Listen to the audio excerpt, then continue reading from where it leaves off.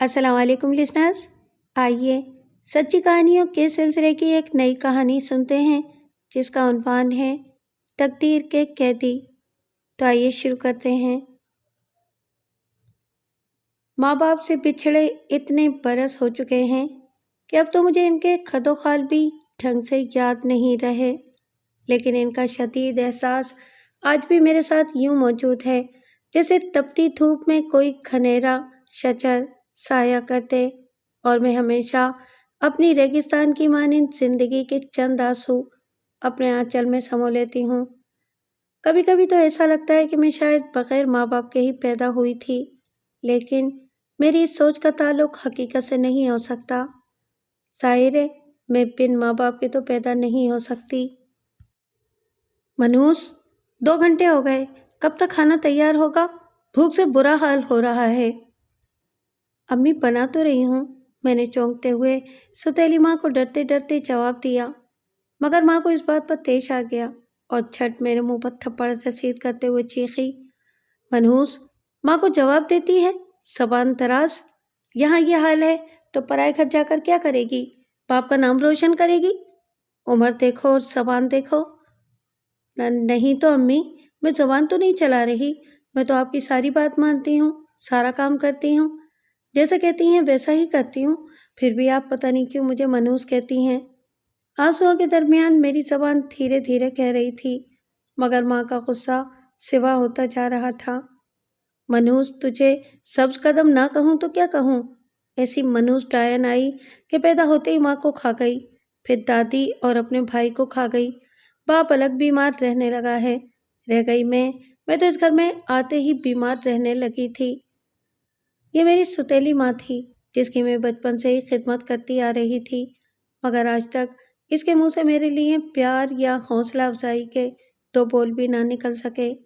جی ہاں، بچپن سے، کیونکہ میری پیدائش کے دوران ہی میری والدہ کا انتقال ہو چکا تھا، اور پھر یوں میری پیدائش کے وقت ہی میری منحوسیت پر مہر ثبت کر دی گئی تھی، اور نہ جانے وہ کیوں مجھ سے روٹھ کر مجھے اس بے رحم دنیا کے حوالے کر گئی۔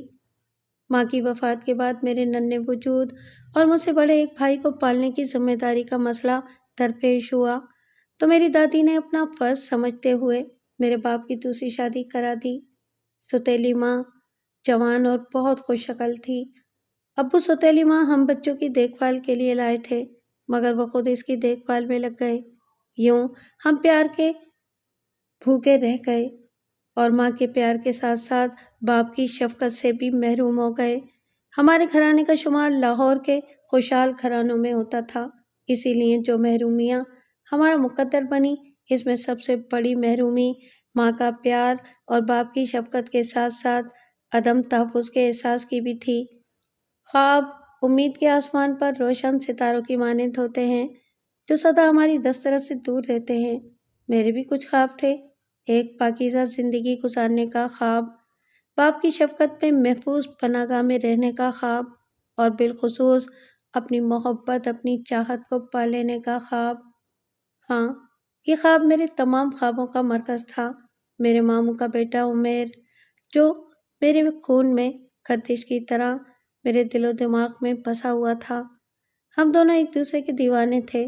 وہ مجھ سے 2 سال بڑا تھا، مگر میری ستیلی ماں کو ماموں اور ان کا گھرانہ اس لیے زہر لگتا تھا کہ وہ میری سگی ماں اور ان کی سوکن کا بھائی تھا۔ اس وجہ سے ان پر ہمارے گھر نہ آنے کی پابندی عائد کر دی گئی تھی، گویا وہ ہمارے گھر نہیں آ سکتے تھے اور نہ ہی میں ان کے گھر جا سکتی تھی۔ اس طرح عمیر اور میرے دل میں ہماری چاہتوں کا مزار مدفن تھا، اور ہم چونکہ کم عمر اور کمزور تھے اس لیے خاموش رہے کہ اسی میں ہی ہماری عافیت تھی۔ اور اب تو بہت سے ایسے خواب مجھے مسلسل پریشان اور خوفزدہ کر رہے ہیں جن کی ڈور کا ہر سرا میرے ماضی سے جا ملتا ہے۔ حالانکہ اب میں جانتی ہوں کہ زندگی کی تلخ حقیقت سنہرے اور نرم و ملائم خوابوں کو اس طرح نگل جاتی ہے جس طرح دھوپ چھاؤں کو اور رات دن کو کھا جاتی ہے۔ میرے خواب ہمیشہ میری دسترس سے دور رہے۔ شاید اب میں بے حس ہو چکی ہوں، اسی لیے زندہ ہوں، ورنہ میری جگہ کوئی اور ہوتا تو اب تک یقیناً اس کی روح پر لگنے والے گھاؤ کی شدت روح اور جسم کا ناطہ منقطع کر چکی ہوتی، مگر میں اب تک زندہ ہوں۔ زندہ کیا، بس جی رہی ہوں۔ جیسا کہ میں بتا چکی ہوں کہ میری ستیلی ماں بہت ماڈرن اور خوش عقل تھی، لہٰذا پہلے تو ابو ان کے ناز نخرے اٹھاتے رہے اور اس دوران یہ بھی بھول گئے کہ ان کا خون یعنی ان کی اولاد بھی ان کے پیار کی مستحق اور منتظر ہے۔ جب تک دادی زندہ رہیں وہ ہمیں پروان چڑھاتی رہیں، مگر ان کے انتقال کے بعد ستیلی ماں کا اصل رنگ سب پر ظاہر ہونے لگا۔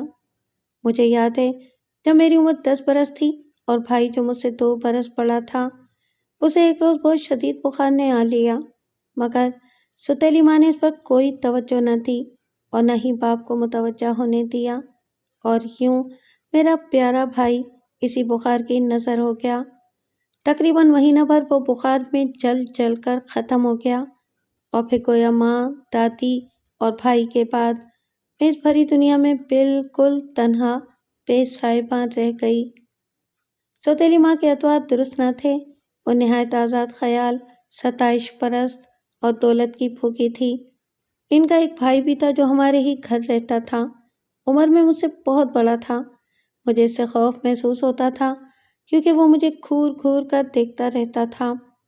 میں اگرچہ بچی تھی لیکن سن پہ نازک کا شعور عمر سے پہلے پختہ ہو جاتا ہے، لہٰذا میں بھی اس کی گندی نگاہوں کا مفہوم کچھ کچھ سمجھنے لگی تھی، جس کی وجہ سے میں سوتیلے ماموں سے بچنے کی خاطر کونوں خدروں میں چپتی رہتی تھی۔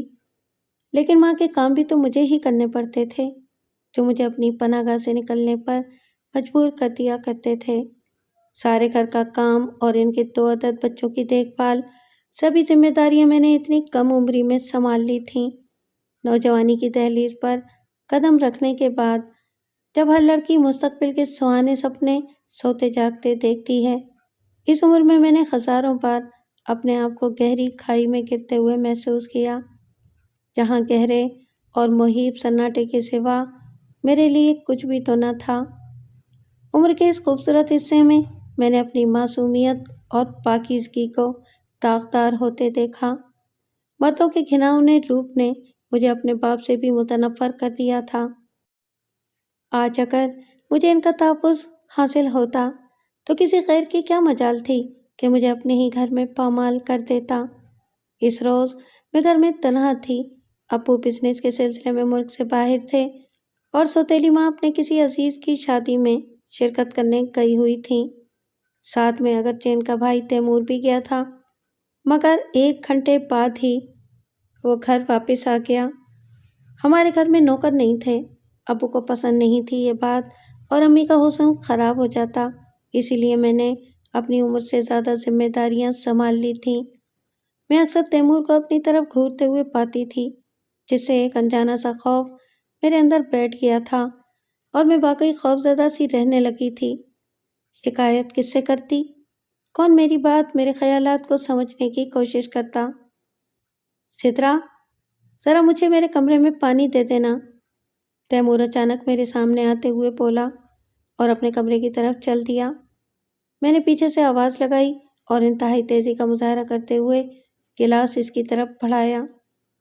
یہ پانی لیتے جائیے تیمور ماموں، میں اس کے کمرے میں جانے سے ڈر رہی تھی۔ اس نے مجھ پر طنز کرتے ہوئے کہا، کیوں؟ وہاں آتے ہوئے کیا تیرے پیروں کی مہندی چھوٹ جاتی؟ اس نے بات ادھوری چھوڑتے ہوئے عجیب معنی خیز نگاہوں سے میرے سراپے کو گھورا۔ اس وقت میری عمر 15 برس تھی۔ میں نے گھبرا کر گلاس سامنے رکھی ہوئی ٹیبل پر رکھا اور اپنے کمرے کی طرف چل دی، لیکن تیمور نے لپک کر میرا بازو پکڑ لیا۔ کہاں جا رہی ہے جان؟ تیرے لیے تو اتنی دور سے واپس آیا ہوں اور تو مجھے تنہا چھوڑ کر جا رہی ہے۔ میں ماموں یہ کیا ہے؟ آپ مجھے چھوڑیں۔ میں خود کو آزاد کرانے کی کوشش کرنے لگی۔ اس اچانک افتاد پر میری آنکھوں میں آنسو بھر آئے تھے۔ مجھ سے زیادہ طاقتور نہیں ہے تو، تیمور نے کہا اور مجھے اپنی گرفت کے شکنجے میں کس کر اپنے کمرے میں لے گیا۔ میں آہوزاری کرتی رہی، ہاتھ جوڑتی رہی، مگر سب بے سود رہا۔ آخر میں نے اسی کشمکش کے دوران اس کے منہ پر ایک زوردار تھپڑ مارا۔ میرے ہاتھ کی 5 انگلیاں اس کے چہرے پر اپنا نشان چھوڑ گئیں۔ اس بات سے تو وہ بالکل ہی پاگل ہو گیا، اور پھر اس منحوس انسان نے میری عصمت کو تار تار کر دیا۔ میں روتی بلکتی اپنے کمرے میں واپس آئی اور ساری رات سسکتی رہی، سوچتی رہی کہ کیا کروں، کس سے کہوں۔ بالآخر میں نے سوچ سمجھ کر ایک فیصلہ کیا۔ ماں اگر سوتیلی ہے تو کیا ہوا؟ آخر ایک عورت بھی تو ہے، اور شاید اسی حوالے سے میرے دکھ کو سمجھنے کی کوشش کرے، شاید میرے دکھ کا کوئی مداوع ہو سکے۔ سوتیلی ماں رات کافی دیر سے آئی تھی۔ مجھے تیمور نے بھی دھمکی دی تھی کہ اگر میں نے اس واقعے کی اطلاع کسی کو دی تو میری خیر نہیں ہوگی، لیکن مجھے اس کی دھمکی کی پرواہ نہیں تھی۔ میرا تو سب کچھ ختم ہو چکا تھا، اگر زندگی بھی ختم ہو جاتی تو کیا تھا؟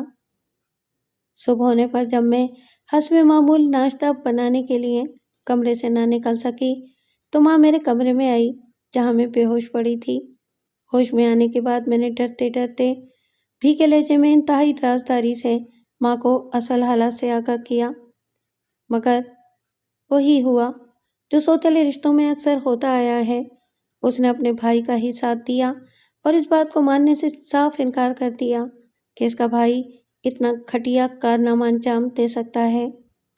میں سکتے کسی کیفیت میں سوتیلی ماں کو بے بسی سے دیکھتی رہ گئی، جب ماں نے سوتیلے پن کی انتہا کر دی۔ منوس، خود کے لچھن اچھے نہیں اور میرے بھائی پر الزام دھر رہی ہے؟ سچ سچ بتا کہ کس کے ساتھ اپنا منہ کالا کیا ہے؟ ماں، میں سچ کہتی ہوں، یہ تیمور ماموں۔ خبردار، جو میرے بھائی کا نام اپنے ناپاک زبان پر لائی، نہیں تو مجھ سے برا کوئی نہ ہوگا۔ وہ میرے ساتھ شادی میں شریک تھا۔ ماں نے میری بے بسی پر رحم نہیں کھایا، بلکہ ایک زوردار تھپڑ سے میرا منہ بند کر دیا، اور اس سے پہلے کہ ابو ملک سے واپس آتے، سوتیلی ماں نے اپنے بھائی کے ساتھ مل کر میری تباہی کا مکمل منصوبہ بنا لیا۔ اگلی ہی رات تیمور کے ساتھ ایک اور آدمی گھر آیا، جسے ماں ڈاکٹر بتا کر میرے پاس لائی تھی، اور جس نے میرا معائنہ کیا اور کوئی ایسی دوا دی جسے کھا کر میں بے ہوش ہو گئی۔ ہوش آیا تو ایک نیم تاریک کمرے میں پڑی ایک چارپائی پر پایا۔ ہوش میں آنے کے کافی دیر بعد تک میری سمجھ میں کچھ نہ آیا کہ کیا ہوا ہے۔ رفتہ رفتہ حواسوں پر چھائی ہوئی دھند چھٹنے لگی اور سب کچھ یاد آنے لگا۔ گھر یاد آتے ہی میں بے چین ہو گئی۔ کچھ بھی صحیح، وہاں میں دنیا کی خباثت بھری نگاہوں سے تو اوجھل تھی، اس خیال نے ہی میری آنکھوں کو پرنم کر دیا۔ میں تیزی سے اٹھ کر دروازے کی طرف بڑھی، مگر جب اسے کھولنا چاہا تو معلوم ہوا کہ دروازہ تو باہر سے بند ہے۔ مجھے اپنا سر گھومتا ہوا محسوس ہو رہا تھا۔ کمرے کے نیم تاریک ماحول سے مجھے یہ اندازہ نہیں ہو رہا تھا کہ اس وقت دن کا کون سا پہر ہے۔ میں زور زور سے دروازہ پیٹنے لگی۔ کھولو دروازہ، مجھے باہر نکالو۔ جب کافی دیر تک دروازہ نہیں کھلا تو تھک ہار کر میں وہیں فرش پر رونے بیٹھ گئی۔ اندھیرے سے مجھے بڑا خوف آتا تھا۔ مجھے روتے ہوئے جب کافی دیر ہو گئی اور وہاں کوئی نہ آیا تو رفتہ رفتہ میرے آنسو خشک ہو گئے۔ باہر کی گہری خاموشی بتا رہی تھی کہ اس گھر میں شاید کوئی بھی نہیں ہے۔ کافی دیر تک نیم تاریک ماحول میں رہنے سے میری آنکھیں اندھیرے میں دیکھنے کے قابل ہو چکی تھیں۔ کمرے میں اس چارپائی کے علاوہ کوئی دوسرا سامان نہیں تھا، البتہ چارپائی کے نیچے ایک گلاس اور پانی سے بھرا جگ رکھا ہوا تھا۔ میں لپک کر پانی کی طرف بڑھی اور کھٹاکھٹ 2 گلاس پی گئی۔ ابھی گلاس میرے ہاتھ میں ہی تھا کہ دروازے پر آہٹ سن کر میں سہم کر دیوار سے جا لگی۔ میں اب تک بخار میں جل رہی تھی۔ پھر دروازے کی بیرونی کنڈی کھلنے کی آواز آئی۔ میری نگاہیں دروازے پر ہی جمی تھیں۔ آہستہ آہستہ ایک پٹ کھلا اور وہی ڈاکٹر کمرے میں داخل ہوا جو گھر میں میرے معائنے کے لیے آیا تھا۔ چارپائی خالی دیکھ کر وہ گھبرا گیا اور پریشانی کے عالم میں جب آگے بڑھا تو میں جلدی سے موقع غنیمت جان کر دروازے سے باہر نکل آئی، لیکن ابھی 2-4 قدم ہی چلی تھی کہ میرا پاؤں صحن میں پڑے ایک خالی ڈبے سے ٹکرا گیا۔ بخار کی شدت سے میرا سر مسلسل چکرا رہا تھا، مگر میں یہاں سے بہت دور نکل جانا چاہتی تھی، لیکن ڈبے کی آواز سے وہ شخص پلٹ کر باہر آیا اور لمبی چھلانگ لگا کر میرے بالوں کو مٹھی میں جکڑ لیا اور دوسرے ہاتھ سے میرے ایک بازو کو اپنی سخت گرفت میں لیتے ہوئے بولا، بس سات لڑکی، تو سمجھتی ہے کہ مجھ سے بچ کر بھاگ جائے گی؟ اس کے چہرے پر وحشت برس رہی تھی۔ میں بوکھلا گئی۔ مم، میں کہاں ہوں؟ مجھے جانے دو مم، مجھے گھر جانے دو خدا کے لیے۔ میں نے اپنے دونوں ہاتھ جوڑتے ہوئے التجا کی، مگر اس نے مجھے پوری طرح دھتکارتے ہوئے اندر کی جانب دھکیل دیا۔ چل ادھر، وہ ہے تیرا گھر۔ تم مجھے یہاں کیوں لے کر آئے ہو؟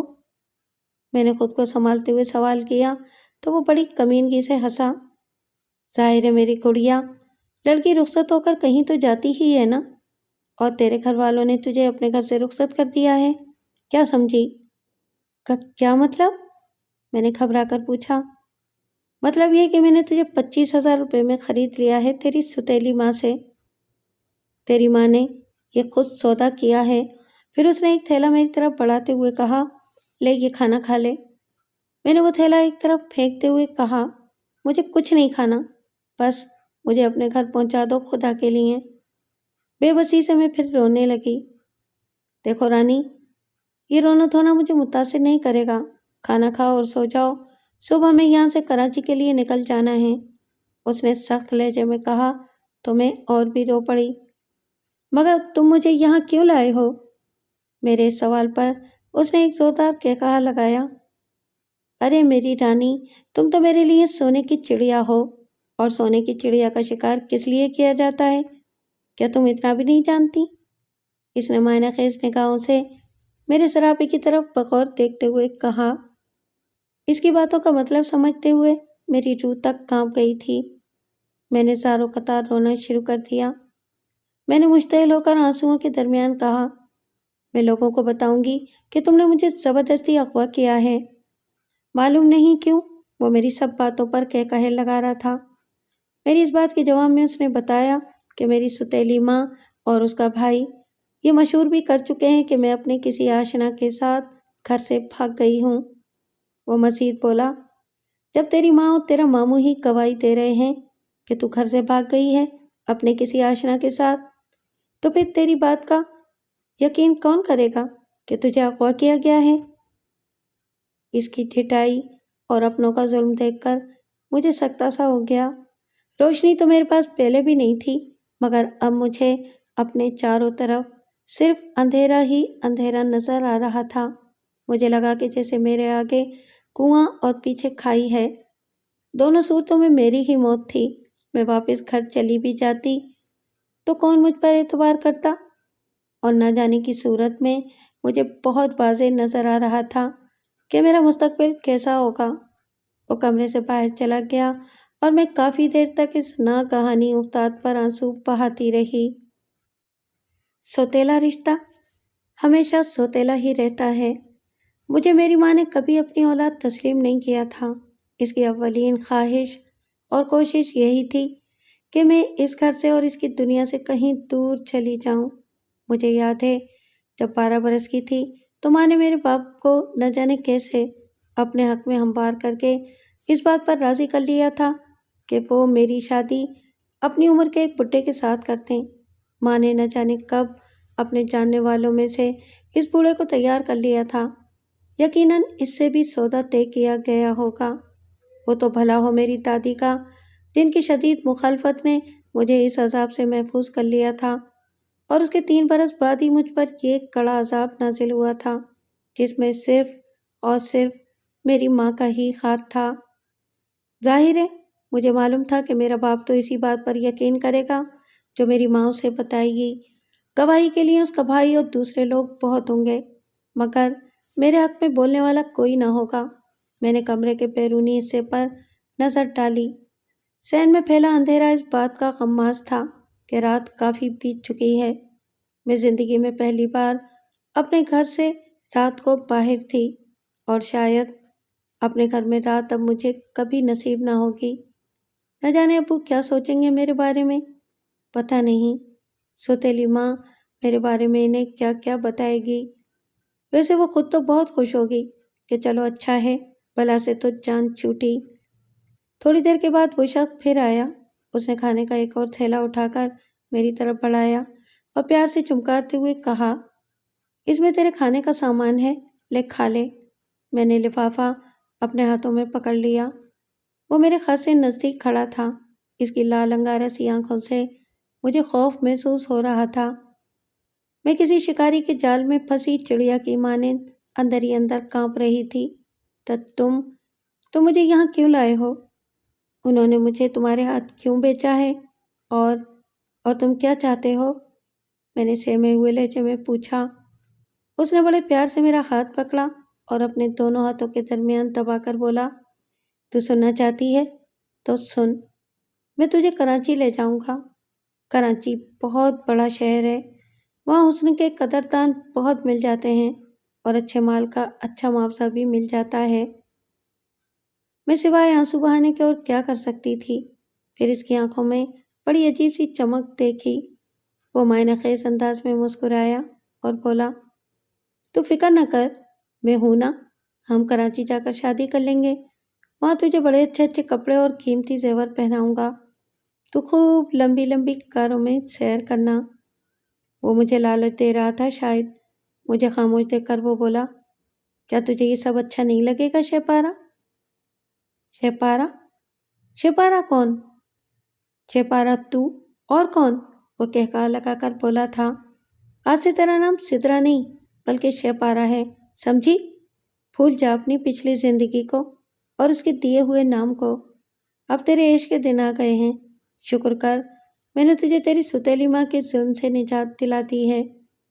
اس کے اگلے دن صبح سے ہی بارش شروع ہو چکی تھی اور شام تک اس بارش نے طوفان کی سی صورت اختیار کر لی تھی، اور جب یہ طوفانی رات گزر چکی تو ساتھ ہی میری معصومیت، میرے بچپن اور میری پاکیزگی کو بھی ایک بار پھر بہا لے گئی۔ تیمور کے بعد کی میرے ساتھ دوسری بار درندگی کا کھیل کھیلا گیا تھا۔ میں نے شخص کی بہت محنت کی جس نے اپنا نام محبوب بتایا تھا، مگر اس نے میری ایک نہ مانی۔ اگلی صبح وہ مجھے ناشتہ دے کر پھر دروازہ باہر سے بند کر کے چلا گیا تاکہ میں بھاگ نہ جاؤں۔ میں سارا دن دیواروں سے باتیں کرتی رہی۔ اس دوران میں نے فرار ہونے کے تمام امکانات پر غور کیا، مگر ہر راستہ مسدود پایا۔ شام کو محبوب آیا تو اس نے مجھے اپنے ساتھ چلنے کو کہا اور کپڑوں کا ایک جوڑا مجھے دے کر اسے پہننے کی تاکید کی، مگر میں نے وہ کپڑے ایک طرف ڈال دیے۔ میں یہ کپڑے نہیں پہنوں گی، تم کو جہاں بھی لے جانا ہے مجھے اسی لباس میں لے چلو۔ میں نے جی کھڑا کر کے اس کی بات کی تردید کر دی۔ اچھا، بڑا کر رہی ہے تو؟ محبوب میرے قریب آتے ہوئے بولا۔ اس کے ساتھ ہی اس نے میرے بال اپنی مٹھی میں جکڑ کر اتنی زور سے کھینچے کہ تکلیف کی شدت سے میں بلبلا اٹھی۔ یہ جان لیوا عذاب میری برداشت سے باہر ہو رہا تھا۔ میں اپنی بے بسی پر ایک بار پھر سسک پڑی۔ یا الہی، تو نے میری ایسی قسمت بنا دی، اس سے تو بہتر تھا کہ ستیلی ماں کے ظلم و ستم تمام عمر سہتی رہتی، مگر یوں بے عزت تو نہ ہوتی۔ کاش مجھے اس کے آنے سے پہلے ہی موت آ جاتی۔ کاش تو ماں کے ساتھ ساتھ مجھے بھی اپنے پاس بلا لیتا۔ میں نے دل ہی دل میں خدا سے نہ جانے کتنے شکوے کر ڈالے۔ اور کون تھا جو میری بے بسی کو دیکھتا؟ وہ درندہ تو مجھ پر چیخ رہا تھا، چپ چاپ شرافت سے یہ کپڑے پہن لے ورنہ یہیں زندہ گاڑ دوں گا۔ وہ غصے میں دھاڑا تو میری روح تک لرز کر رہ گئی۔ اپنی بے بسی، خوف اور تکلیف کی شدت سے دل خون کے آنسو رو رہا تھا۔ میں نے چپ چاپ کپڑے بدل لیے۔ جب کپڑے تبدیل کر چکی تو وہ میرے قریب آ کر بولا، اور ہاں، یہ مت بھولنا کہ اب تیرا نام سدرا نہیں بلکہ شہپارہ ہے۔ اور ہاں سن، ہم پہلے ملتان جائیں گے، وہاں مجھے کچھ کام ہے، پھر وہاں سے کراچی کے لیے روانہ ہو جائیں گے، سمجھ گئی؟ اور اپنا یہ حلیہ بھی سنبھال لینا، میں راستے میں تجھے بالکل مطمئن دیکھنا چاہتا ہوں، کوئی گڑبڑ نہیں ہونی چاہیے، سمجھی؟ اپنے گھر، اپنے شہر اور اپنے جانے پہچانے راستوں سے اتنی دور کا خیال مجھے تڑپا گیا۔ میں نے بے اختیار کہا، میں نہیں جاؤں گی تمہارے ساتھ، مجھے میرے شہر سے دور نہ کرو۔ یہ جملے سن کر محبوب پھر سے طیش میں آ گیا۔ اس نے پہلے تو مجھے خوب مارا، پھر اپنی جیب سے ریوالور نکال کر مجھے دھمکاتے ہوئے بولا، خبردار، مجھے یہ ڈھکوسلے ہرگز پسند نہیں ہیں، سیدھی شرافت سے جو کہا ہے اس پر عمل کر۔ اس کی مار اور ریوالور کے خوف نے مجھے اس کا تابع بننے پر مجبور کر دیا تھا۔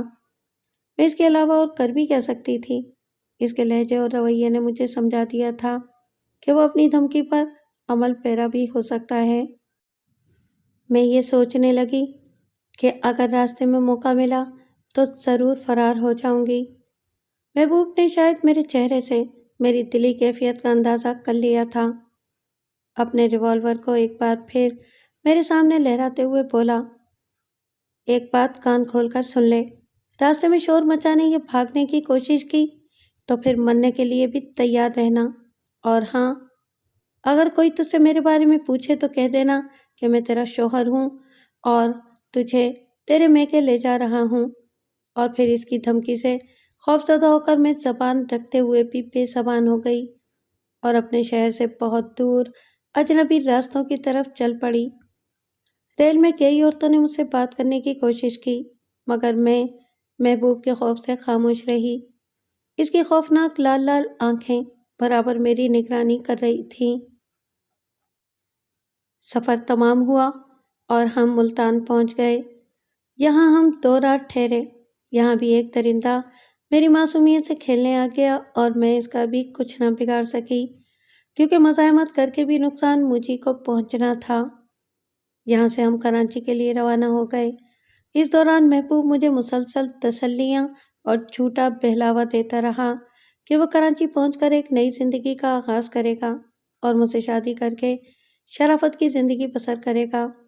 باقی جو کچھ اس نے اب تک مجھ سے کہا تھا وہ محض مجھے ڈرانے دھمکانے اور آزمانے کے لیے تھا، ورنہ در حقیقت اس کا ارادہ کچھ اور ہی تھا۔ میں چونکہ شکل و صورت کے اعتبار سے بہت حسین تھی، اسی لیے مجھ پر ہر کسی کا دل بہت جلد آ جاتا تھا۔ میں نے سوچا کہ شاید یہ میری خوبصورتی سے متاثر ہو گیا ہے اور سچ مچ مجھ سے شادی کر لے گا۔ کم از کم اس طرح میں بھیڑیوں سے تو محفوظ ہو کر ایک شریف زندگی گزار سکوں گی۔ اب تو میں عمیر کو اپنی سوچوں سے بھی کھرچنے کی کوشش کرتی رہتی تھی۔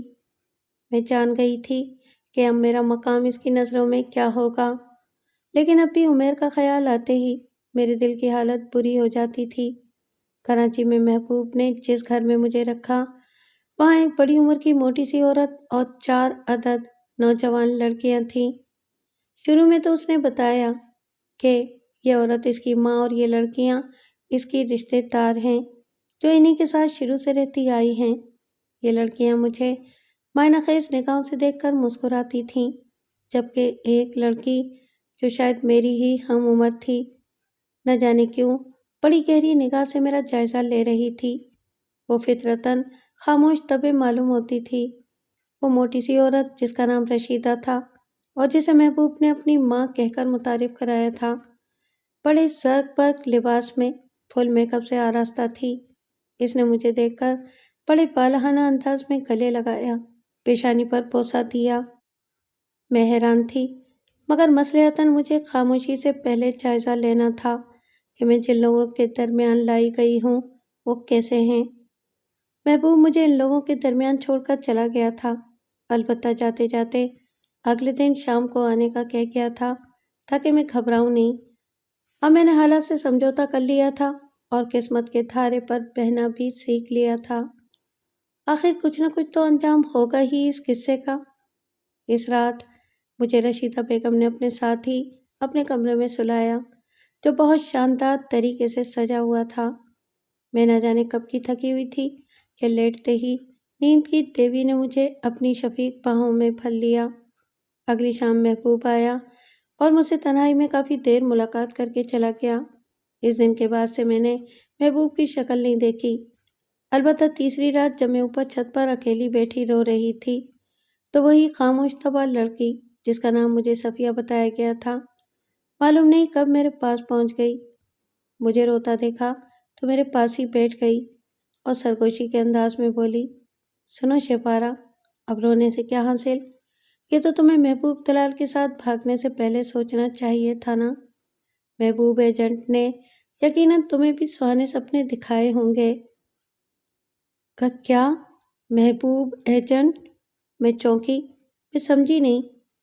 وہ لڑکی طنزیہ ہنسی۔ کیوں؟ ایسے انجان کیوں بن رہی ہو؟ ہم جتنی بھی لڑکیاں یہاں تمہیں نظر آ رہی ہیں وہ سب کسی نہ کسی ایجنٹ کے ذریعے ہی تو یہاں پہنچائی گئی ہیں، کچھ محبت میں دھوکہ کھا کر اور کچھ منہ بولے رشتوں پر اندھا اعتماد کر کے۔ اور تم یہاں کیسے پہنچی؟ میں نے اپنا چکراتا ہوا دماغ سنبھالنے کی کوشش کرتے ہوئے اس کے بارے میں سوال کیا۔ اس کا لہجہ بڑا چبھتا ہوا سا تھا۔ ظاہر ہے محبت میں دھوکہ کھا کر اس نے کھلے لفظوں میں اپنی بے وقوفی کا اعتراف کر لیا تھا۔ مجھے ذاکر ایجنٹ نے اپنی محبت کے خوبصورت جال میں پھنسا لیا تھا۔ اسی نے مجھے گھر سے بھاگ جانے کی ترغیب دی، چھوٹی آن بان دکھائی اور میں اس کی چکنی چپڑی باتوں میں آ گئی۔ اور یہ رشیدہ بیگم بھی در حقیقت کسی کی ماں نہیں ہے، مگر یہ سب ایجنٹ اسے اپنی ماں ہی بتاتے ہیں۔ یہاں ہر روز گاہک آتے ہیں، اپنی پسند کے مال پر ہاتھ رکھ کر رشیدہ بیگم کو منہ مانگا معاوضہ دیتے ہیں۔ اس لڑکی نے مجھے اصل صورتحال سے آگاہ کرتے ہوئے کہا۔ میرا دل ڈوبنے لگا تھا۔ واری قسمت، کس راستے پر تو لے آئی ہے؟ کاش اے ماں تو نے یہ سب نہ کیا ہوتا، مجھ پر چاہے جتنے ظلم ڈھا لیتی پر اپنے گھر کی چھت مجھ سے نہ چھینتی۔ آج اس کم عمری میں لوگوں کی ٹھوکروں میں آ گئی ہوں۔ کاش صرف ایک بار ماں بن کر سوچ لیتی میرے بارے میں۔ میں دل ہی دل میں اپنی ستیلی ماں پر نوحق گناہ تھی۔ صفیہ شاید مجھے سوچو کہ بھور میں ڈوبا دیکھ کر چلی گئی تھی، پھر میں رات کے اندھیرے میں بستر کے ایک کونے پر سکڑی سمٹی لیٹی خزاں رسیدہ پتے کی صورت لرزتی رہی۔ نہ جانے ابھی مقدر میں اور کتنے امتحان باقی ہیں۔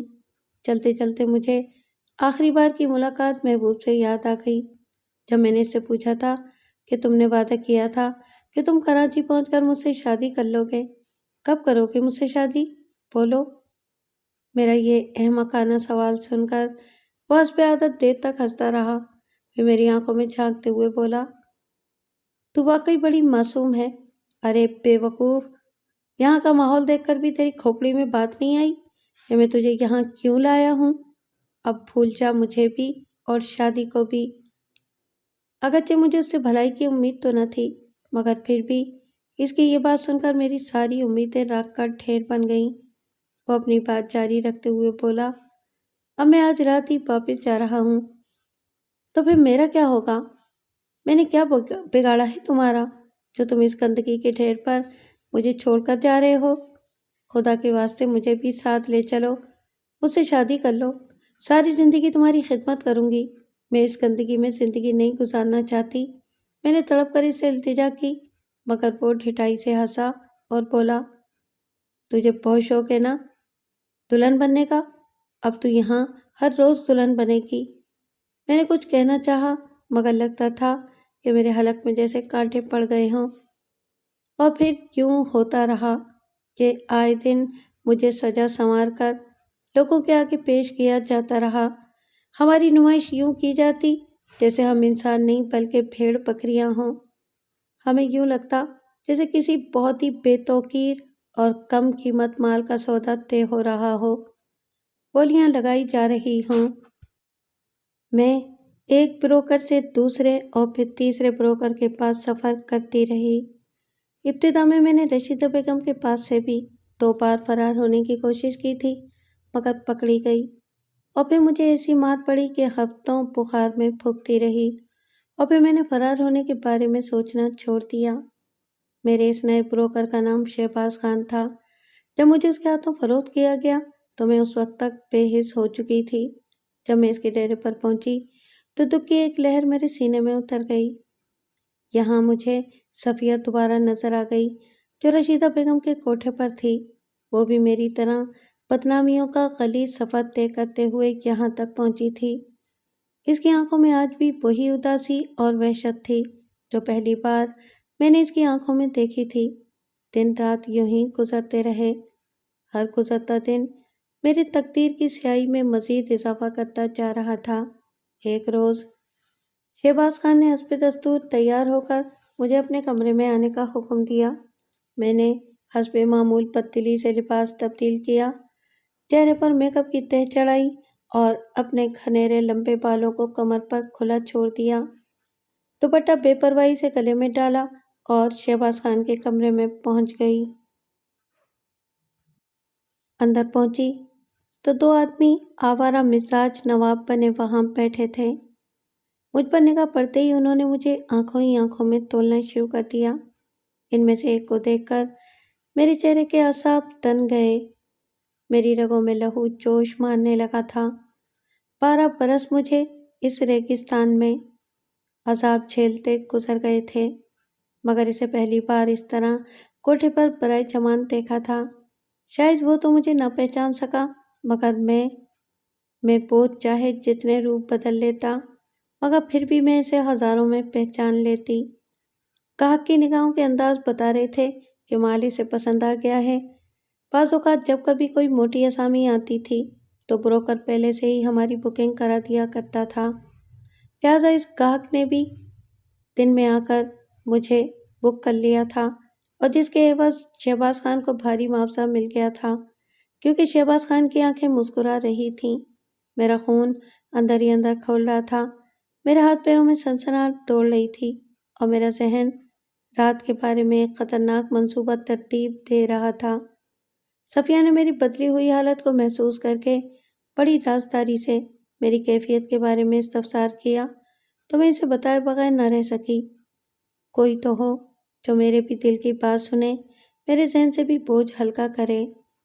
ہم جیسی لڑکیوں کے مقدر میں کسی مخلص جیون ساتھی کی رفاقت نہیں لکھی ہوتی، البتہ جب مخلص دوست کے روپ میں کسی کا ساتھ پل بھر کے لیے بھی مل جائے تو تپتے صحرا میں شجرے سایہ دار کی طرح محسوس ہوتا ہے۔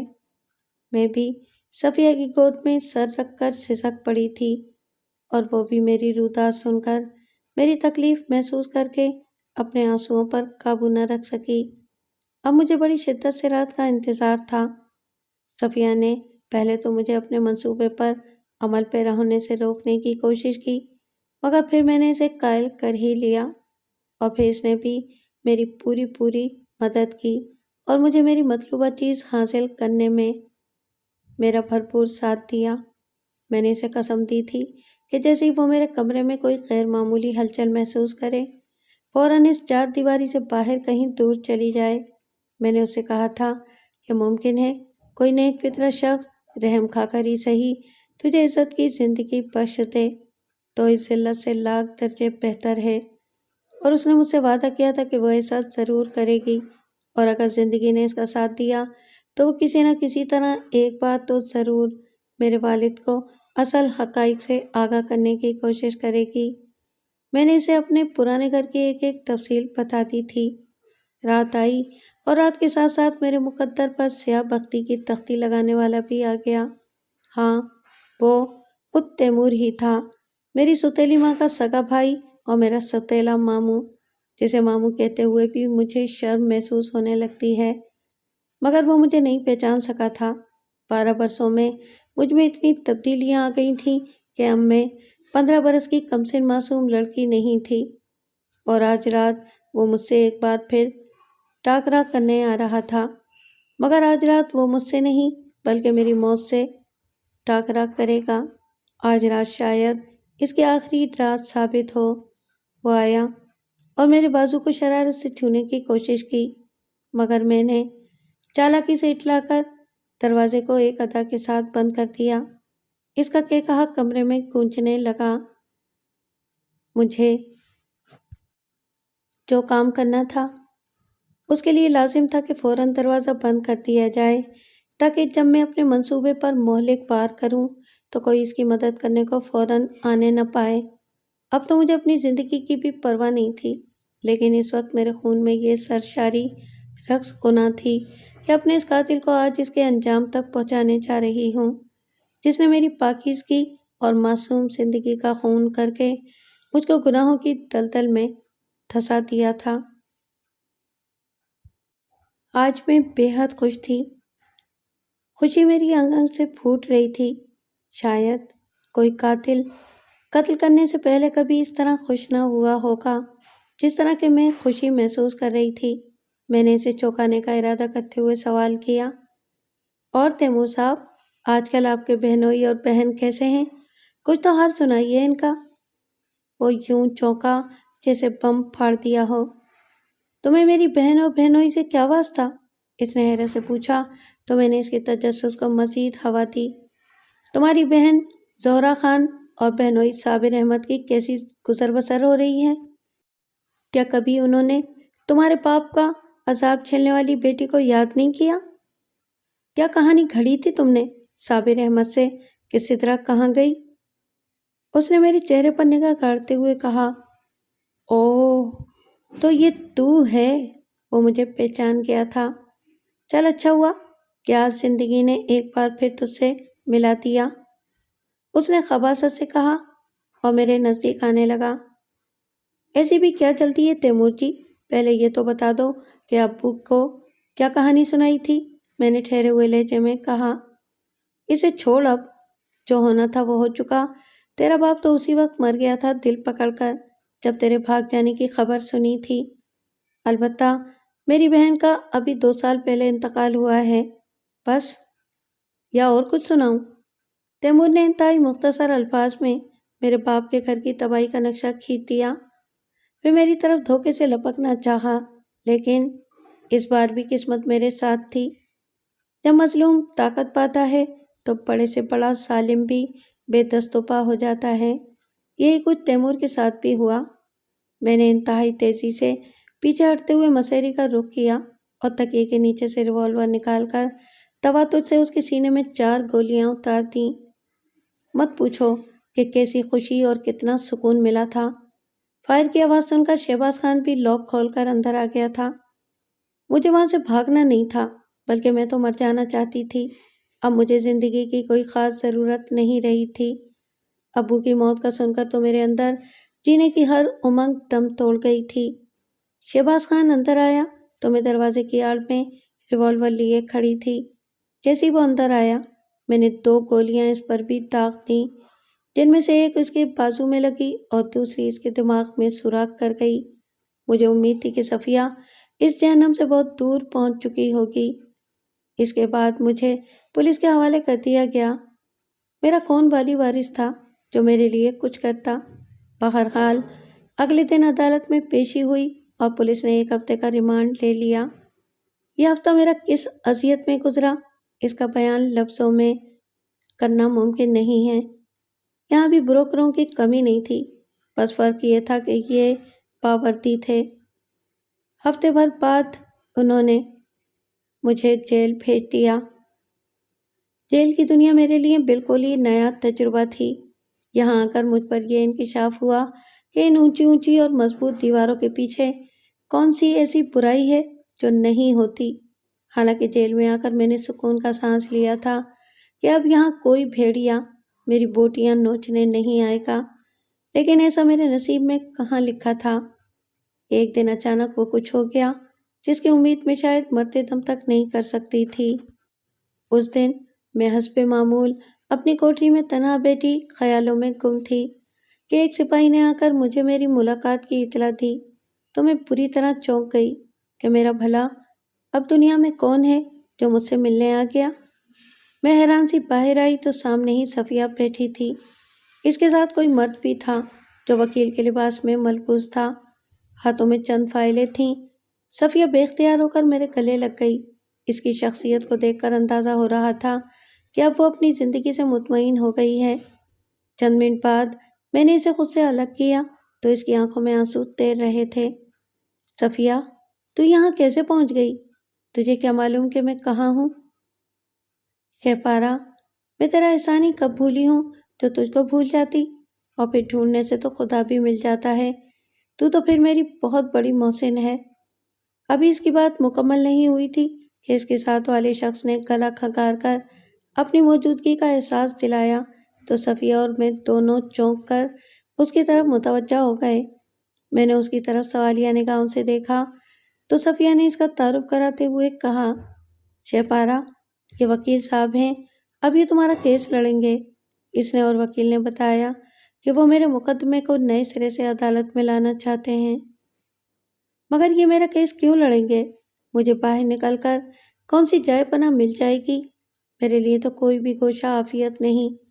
میں نے کیس لڑنے سے انکار کرتے ہوئے کہا تو اس کی بھاری بھرکم آواز کمرے میں گونج گئی۔ محترمہ، کیس کی ہار جیت کو نظر انداز کر کے اگر اصل حقائق کی جنگ لڑی جائے تو اکثر فتح نصیب ہو جاتی ہے۔ مجھے اس وکیل کی شخصیت اور لب و لہجے نے بہت متاثر کیا تھا، مگر میں پھر بھی اپنا کیس نہیں لڑنا چاہتی تھی۔ مجھے صفیہ نے اس وکیل کا نام عمیر طارق بتایا تھا۔ میں 50% تو اس کا نام سن کر ہی اسے اپنائیت محسوس کرنے لگی تھی۔ باقی پھر ان دونوں کے اصرار پر میں نے فیصلہ ان کی مرضی پر ہی چھوڑ دیا۔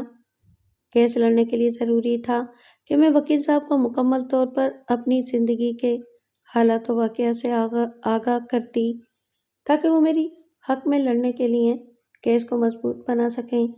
اور پھر جب میں نے انہیں اپنی زندگی کے اوراق ایک ایک کر کے پڑھوانے شروع کیے تو آخر میں یہ انکشاف ہوا کہ وکیل عمیر طارق کوئی غیر نہیں بلکہ میرا اپنا عمیر ہے، جسے میں نے بچپن سے اب تک کسی دیوتا کی طرح پوجا ہے۔ خود عمیر کی آنکھیں نہ صرف میرے دکھوں پر نم ہو گئی تھیں بلکہ اس کی رنگت بھی سردی مائل ہو رہی تھی، اور میں تو پتھر کی ہو گئی تھی۔ بے شک میری محبت میرے سامنے تھی، مگر میں اس کے قابل ہی کہاں رہی تھی۔ 15-16 سال بعد ہم ملے تھے، وہ بھی یوں کہ ایک دوسرے کے احوال سے قطعی ناواقف تھے۔ قصہ مختصر یہ کہ عمیر نے میرے کیس میں جان توڑ کوشش کی اور ایسے ایسے نکات اس نے عدالت میں پیش کیے کہ عدالت نے میرے حق میں فیصلہ دے دیا۔ شاید قدرت کو مجھ پر رحم آ ہی گیا تھا کہ میرے تپتے جیون پر ابریں باران کر کے میری برسوں کی پیاس بجھانے کے اسباب پیدا کر دیے تھے۔ رہا ہونے کے بعد میری رہائش کا مسئلہ تھا، مگر عمیر نے میری یہ مشکل بھی حل کر دی۔ اگرچہ عمیر کی شادی ہو چکی تھی اور اس کا ایک بیٹا بھی تھا، بیوی بھی بہت خوبصورت اور خوب سیرت تھی۔ غرض یہ کہ عمیر ایک آئیڈیل زندگی گزار رہا تھا، مگر کسی بات کی پرواہ کیے بغیر مجھے عمیر نے اپنے گھر میں ہی پناہ دی۔ میں بہت پریشان تھی کہ معلوم نہیں اب آگے مجھے کن مصائب کا سامنا کرنا پڑے، لیکن عمیر کی بیوی ذکیہ کو دیکھ کر مجھے یقین کرنا پڑا کہ آج بھی اعلیٰ ضرب انسان دنیا میں بستے ہیں۔ شاید میرے آنے سے پہلے ہی عمیر نے میرے لیے اپنے گھر کا ماحول سازگار کر لیا تھا۔ اس کی بیوی ذکیہ مجھ سے بڑی اتفاق سے ملی۔ اس نے مجھے اپنے گھر میں بہت اپنائیت دی۔ میری رہائی کے مہینے بھر بعد ایک دن ذکیہ میرے کمرے میں آئی اور مجھے ایک زربک لباس دے کر کہا کہ میں تیار ہو جاؤں۔ میرے استفسار کرنے پر اس نے جو انکشاف کیا اس سے میں سر تا پا لرز کر رہ گئی۔ اس نے کہا، آج تمہارا نکاح ہے۔ میرا نکاح؟ مگر کس کے ساتھ؟ عمیر کے ساتھ۔ جہاں تک میرے علم میں ہے تم اور عمیر بچپن سے ہی ایک دوسرے کو چاہتے ہو۔ اس کے باوجود اگر تمہیں کوئی اعتراض ہے تو کہو۔ میں خوشی کے مارے دنگ رہ گئی، ایک لفظ بھی زبان سے نہ نکال سکی۔ میری خاموشی دیکھ کر وہ بولی، بے فکر رہو، عمیر میرے شوہر ہی نہیں بہت اچھے دوست بھی ہیں۔ وہ مجھے پہلے ہی سب کچھ بتا چکے تھے، اور پھر تم نے زندگی میں جتنے دکھ اٹھائے ہیں اس کا تقاضا یہی ہے کہ اب تھوڑی سی خوشیاں تمہارے حصے میں بھی آنی چاہیے۔ اتنا عرصہ تم جس ماحول میں گزار کر آئی ہو اس پر باہر کے لوگ باتیں تو بنا سکتے ہیں، مگر تمہارا سہارا کوئی نہیں بنے گا۔ سدرا، اگر تم مجھے بھی اپنا دوست سمجھ لو تو ہم دونوں ایک ہی چھت کے نیچے سکون کی زندگی گزار سکتے ہیں۔ میں نے بخوشی اپنے شوہر کو دوسری شادی کی اجازت دی ہے۔ میں اس عظیم عورت کے یہ الفاظ سن کر اپنے پیروں پر کھڑی نہ رہ سکی، بے اختیار اس کے قدموں میں گر گئی۔ برسوں سے رکے آنسو میری آنکھوں سے بند توڑ کر بہہ نکلے تھے، لیکن اس بار کے آنسو شکر گزاری اور خوشیوں کو نذرانے پیش کرنے کے لیے تھے، اور ذکیہ کا تو میں شکریہ ادا کر ہی نہیں سکتی تھی۔ اس نے مجھے اٹھایا اور گلے لگا کر دعائیں دیں، اور پھر میں اسی شام عمیر کی زندگی میں شامل کرتی گئی۔ شادی کے بعد علم ہوا کہ عمیر کے دل میں اب تک میری چاہت کا چراغ روشن تھا، اور پھر مجھے عمیر نے اتنی محبت دی کہ میں زندگی کے تمام مصائب و آلام بھول گئی۔ میں آج بھی اللہ کی شکر گزار ہوں اور ذکیہ کی بھی احسان مند ہوں جس نے مجھے میرے عمیر سے ملوا دیا۔ اب میں عمیر کے ساتھ ساتھ سکیہ اور اس کے بچوں کا بھی بے حد خیال رکھتی ہوں۔ سکیہ سے عمیر کے 3 بچے ہیں اور میرا ایک بیٹا ہے۔ میں اب بھی یہی کوشش کرتی ہوں کہ میری ذات سے ان کی زندگی میں کوئی تلخی نہ پیدا ہو۔ خدا نے مجھے اتنی خوشیاں دیتی ہیں کہ میں اپنے رب کا جتنا بھی شکر ادا کروں کم ہے۔